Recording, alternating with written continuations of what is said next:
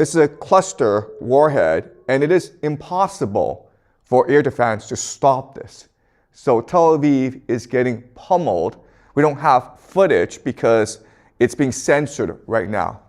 And you would think that the Israelis would want this war to end as soon as possible because Tel Aviv and other cities are getting destroyed in this war. And again, there's really no way for the Israelis to defend themselves against Iranian ballistic missiles. But unfortunately, there are many Israelis who are very happy about all this destruction. All right? And so this is one of the more influential rabbis in Jerusalem.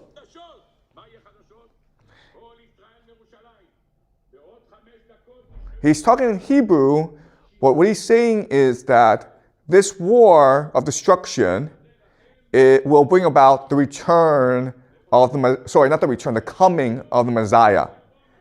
And it will happen on Thursday, which is today.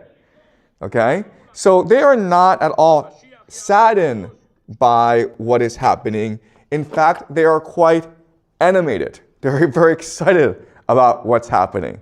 So again, you cannot look at this war from a geopolitical lens. You have to look at it from an eschatological perspective. Hold on. Did y'all catch what just happened? A rabbi came on screen celebrating bombs hitting his own country because he believes it brings the Messiah. That is not geopolitics. That is theology driving a real war with real missiles. Keep that in your mind because he is about to show you this same pattern in every single country involved. Is cheap energy. Okay? So as this war progresses, you will notice certain things, right? So eventually, the Americans will have no choice but to launch a ground invasion. And one possible attack vector is here, which is Kharg Island. This is where Iran stores about 9% of its oil for export. And so the idea is that if you take Kharg Island, you will destroy the Iranian economy and thus its capacity to sustain this war. The problem with Kharg Island is that it's easy to take, but it's hard to defend because of the coastline, right? In which case, you have to also take the coastline.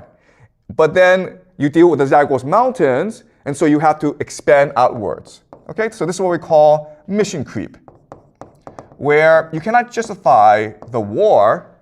So what you do is you put in some soldiers, and then the mission creep becomes just justification for the war. Okay, so that's one thing to spot as you read the news. Kharg Island will be a flashpoint. Y'all just heard it.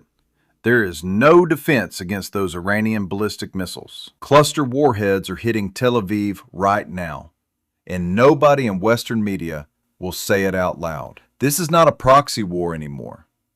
This is two nations trying to destroy each other with everything they have got. Remember that word maximalist, because it is going to explain everything by the end of this video. There are two gangs at war with each other, okay? Gang A and Gang B. Okay, Gang A, Gang B. And if you look at gangs, they are structured as hierarchies, okay? But there's a lot of autonomy among the different sections, okay? And what holds the gangs together, of course, is the leader. So when these two gangs go to war, what they try to avoid is killing each other's leader. Why? Because a war is often used to achieve certain political objectives, right? And so the point isn't to kill everyone. The point is to negotiate a treaty that is most beneficial to you. And you do that by negotiating with each other's leaders, okay? Because they have the authority to implement the treaty. That's the first reason. The second reason is if you kill the leader, then more people, there'll be a competition to replace the leader, right? And during a gang war, the person who is most violent, the most extreme, will often become the new leader, okay? So by killing this leader, not only do you cause conflict among the gang, but you also cause a massive escalation in the conflict between these two gangs, and there's really no way out. That is why historically you do not target other nations' leaders, because then there's no off-ramp. Okay? So by targeting Larajani, the Israelis and the Americans have ensured that there will be no off-ramp now. This war we fought to the bitter end. This right here is the most important strategic breakdown I have seen anybody lay out in years. One side wants to erase Iran as a country, and the other side wants to blow up the global economy. There is no middle ground here. And Kharg Island is the trap. Easy to take, impossible to hold. And suddenly, you are neck deep in another Iraq. We have seen this exact movie before, and it does not end well. It's called the law of proximity. The law of proximity, the idea is this. Whenever you play a game, you're not just playing one game. You're playing many, many different games. And the game that you choose to play is the one that is most proximate to you, the one that is most close to you. And that impacts your decision making the most. Okay, so that's a law of proximity. So let me explain to you what this means using an analogy, okay? Let's just use your life. You are playing actually multiple games every single day, all right? So let's examine this. The first game you play, of course, is the family game, right? So you might have parents and you have siblings, okay? And the game you're playing, of course, is to win attention from your parents. And to do so, depending on who your siblings are, you might use different strategies, including doing well in school or being a pain in the ass. Unfortunately, my kids choose to be a pain in the ass, okay? Yes. The parents are playing another game, which is social prestige, right? So they're competing against other parents to have the best family possible, all right? So, and then not only do you play a game at home, but you also play games at school, right? Right? So when you go to school, you're competing against your classmates for attention and popularity, but you're also playing a game in the school to get the best grades so that you can get into a good college, right? Then you go to work where you're competing in order to win the favor of your boss and to be popular among your colleagues. Then you play a city game where you live in Beijing and you want Beijing to be better than maybe Shanghai or Shenzhen, okay? And then you play a game of maybe a nation where you want China to be stronger than Japan, okay? So as you can see, every single day you're playing multiple games, even though you may not recognize it. And again, what's important is the game that is most important to you is the game which you are most close to, right? The one that you can see in front of you. This is the part you need to burn into your brain because it explains everything. The law of proximity says the game closest to you is the only game you actually play. Nations do not go to war for the reasons they tell you. They go to war because of the fight happening inside their own house. Watch what he does next, because he is about to prove that 3 different times. So why do the Democrats support this war? Well, it's because they believe that this war will be extremely unpopular in America, which will allow the Democrats to dominate in the midterms in November and then win the presidential election in 2028. And they believe that this war will be so unpopular, it will destroy Donald Trump and allow the Democrats to rule forever. It will basically destroy the Republican Party. All right? And so that is your strategy. And if you think about it, it actually makes a lot of sense. The Republicans have a different strategy, which is this war may be unpopular, and this war may make America lose, but it's okay. Why? Because in a time of war, the president has something called the Emergency Powers Act, okay? Emergency powers.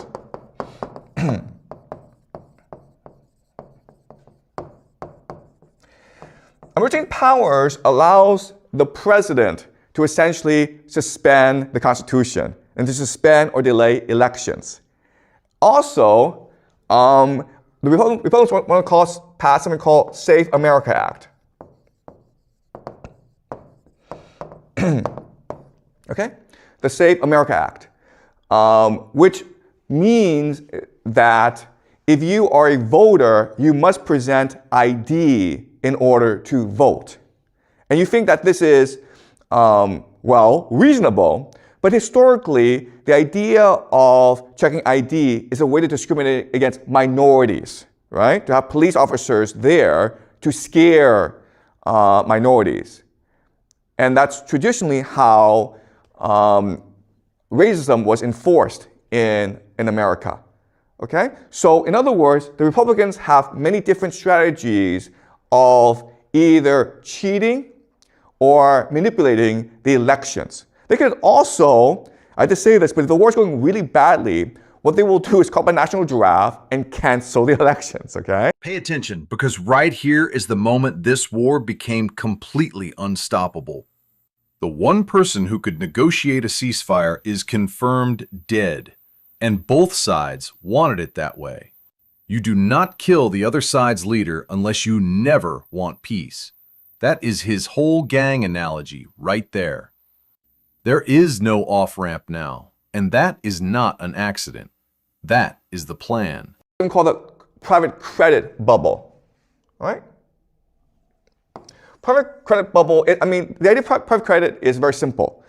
Rather than banks issuing loans to companies, companies privately issue loans to other companies. And you would think that these companies would be very careful with who they lend to and how much they lend to, right? That's not true though, okay? Why? Because in 2008, these banks destroyed the global economy and the American government bailed them out, right? They suffered no consequences. This idea of moral hazard. If you do not suffer consequences for your stupidity, well, you're just going to be more stupid in the future, okay? So these companies believe that we control Washington, D.C., therefore we can be as risky and stupid as we want. So they're giving out lots and lots of silly loans to companies because they collect a fee for these loans, right? And then when these loans don't actually work out, meaning the companies go bankrupt, what they do is they say, oh, we'll lend you some more money to keep afloat, okay? So now this problem has reached about $2 trillion. And so they think that, okay, well, worst case scenario, the government will bail us out if we all go bankrupt because we're too big to fail. And all our friends are in government. Okay? That's their mentality. And in 2008, that worked. But there's a problem today, which is there's also another group that's doing the same crap, okay? And it's called the AI bubble. All right, so if you look at AI bubble, you've got companies like Microsoft, OpenAI, Oracle, NVIDIA, okay, lots and lots of different companies. And the way they operate is they just lend money to each other, okay? It's like, I give you $1 billion, then you give me $1 billion, and now we have $2 billion. Okay? It's a circle jerk. And it's getting a lot of money from the GCC and other investors. The problem, of course, is what's happening in the war, right? So if the GCC can no longer put more money into this bubble, then eventually this bubble will have to burst. But they're like, that's okay. Why? Because we control Trump. We control the White House.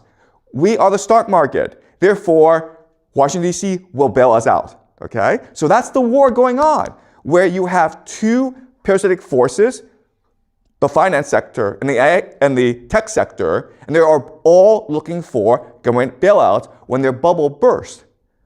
But the government doesn't have infinite money. It can only bail out one side, right? So they're going to fight over with the government they're going to fight over who bails who out. Now, this is where it gets real scary for everybody on the planet. Saudi Arabia has a defense pact with nuclear-armed Pakistan, and he just drew you the map to a world war. 2 maritime choke points close off, and suddenly the entire world is fighting over the last drops of cheap energy. When he says destroy the global economy, he means your gas prices and your grocery bill. By Tel Aviv and Jerusalem. These are 2 cities in Israel, and they are the 2 major cities of Israel, and they represent 2 different centers of gravity, 2 different visions for Israel. Tel Aviv is democratic. Jerusalem is a theocracy, meaning it's religious, okay? Tel Aviv is open, meaning it actually has a lot of homosexuals, right? And you can imagine people in Jerusalem aren't happy about this, so they're very conservative.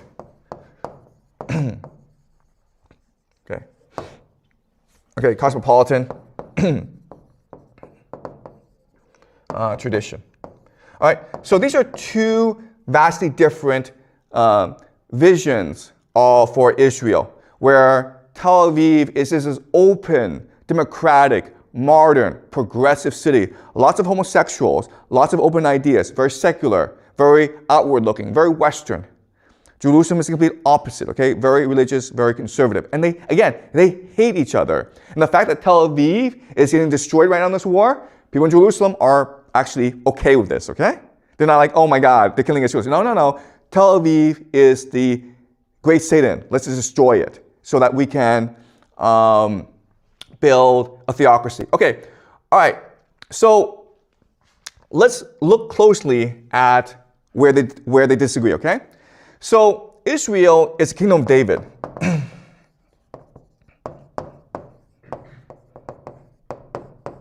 Okay? But Tel Aviv and Jerusalem perceive David differently. Okay? So for people in Tel Aviv, David was the king when Israel was at the height of its glory, when it was an open, cosmopolitan, creative, innovative empire. And that's what they want Israel to be. The people in Jerusalem see David as a different person. They see David as primarily a poet prophet. And they see David as the exemplar, as the favorite of God, because he redeemed himself and repented himself in the eyes of God, okay? So redemption and repentance.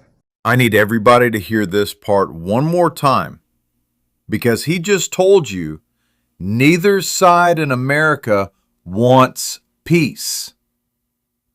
Democrats want this war to fail so they win in 2028. And Republicans want it so they can grab emergency powers. It does not matter which jersey you wear. Both teams are playing you. And the war is just the excuse. If that does not make you question everything you have been told, I do not know what will. There's a divine soul, okay, that comes from God, but it is trapped in the animal soul, okay? So Tel Aviv is the animal soul, and this is divine soul. All right? So what the animal soul is, you seek material comfort. You want to have sex. You want to get drunk. You want to party. You want to drive a Ferrari, okay? This is all animal. But inside of you is the divine soul that only seeks to be with God, okay? And so we are constantly in a struggle between the animal soul and the divine soul. And so from their perspective, Tel Aviv represents the animal soul of Israel. Jerusalem represents the divine soul of Israel. So it's okay if the Iranians destroy Tel Aviv. Good. Also, they recognize that war is good, because if people really want to find God again, they need to suffer. They need to lose everything before they recognize the glory of God, okay? So think of the book of Job. When Job is a character in the Bible who's very wealthy. And so God decides, you know what? Maybe he's only faithful to me because he's very wealthy. So Job loses everything, and this heightens his faith in God. Okay? So that's the vision that these crazy religious zealots have in Jerusalem, which is like, let's destroy Israel so that we can rediscover our love for God. Okay? The destruction of Israel will lead to the redemption and repentance of the Israeli people, and therefore peace in this world. The Messiah will finally come. That's why the rabbi was constantly talking about on Thursday the Messiah will come, because he feels it's so close. There's so much destruction. There's so much war. So the Messiah must come, because now the Jews recognize that only God can save them. Therefore, when you will it, when you pray for the Messiah, when you really want in your heart, that's when the Messiah will come. Okay? But you need to create the conditions when people really want the Messiah. Okay? So that's a civil conflict going on in Israel. And again, these people in Jerusalem, these fanatics, they don't really care if the world is destroyed, because this world is fake. Remember when I told y'all to remember that word maximalist? Well, here's where it hits your bank account. Wall Street and Silicon Valley are running the exact same scam. Borrow money in circles and make the taxpayer clean it up. $2 trillion in private credit on one side and an AI bubble on the other, both fighting over who gets bailed out with your money. That is not capitalism. That is a rigged casino where the house always wins and you always lose. So what's happening is, at the end of the day, this war in Iran, in the Middle East, it's really a war between two different competing visions of the world. Okay? You have the global secular financial order. Okay? And this is the world that we live in today. And they're fighting against a nationalist theocracy, theocratic order. All right? So this is what we can expect over the next 5 to 10 years, where Iran becomes much more theocratic and extreme and nationalistic. Israel abandons democracy and embraces theocracy. America will also abandon democracy and embrace theocracy, because that is the general trend of the world. I need everybody to hear this part one more time, because he just told you neither side in America wants peace. Democrats want this war to fail so they win in 2028. And Republicans want it so they can grab emergency powers. It does not matter which jersey you wear. Both teams are playing you. And the war is just the excuse. If that does not make you question everything you have been told, I do not know what will.